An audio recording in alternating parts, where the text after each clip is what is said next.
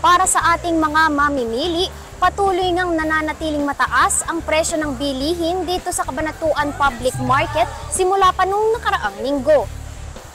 Sa ngayon, ang presyo ng baboy tulad ng liempo at pork chop ay umabot na sa 400 pesos kada kilo. Ngunit, inaasahan pa ang patuloy na pagtaas ng karne. Ayon kay Rosalina, inabisuhan umano sila ng kanilang supplier sa posibleng pagtaas ng presyo. Nag-aabiso na yung kinukano ko na baboy na medyo mataas na presyo ng baboy.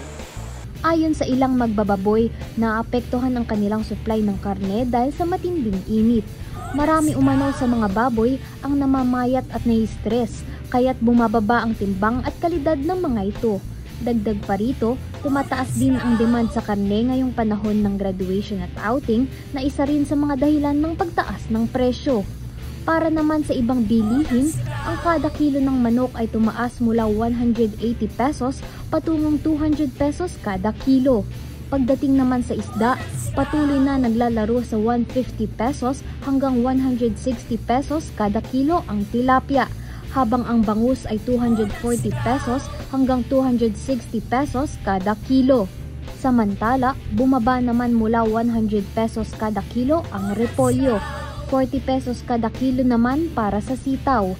Ang patatas ay nananatili sa 100 pesos kada kilo.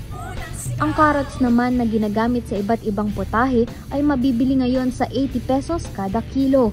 Hindi rin ligtas sa pagtaas ng presyo ang bawang na kasalukuyang nasa 150 pesos kada kilo, habang ang sibuyas ay nananatiling mataas din na may presyo ng 100 pesos kada kilo.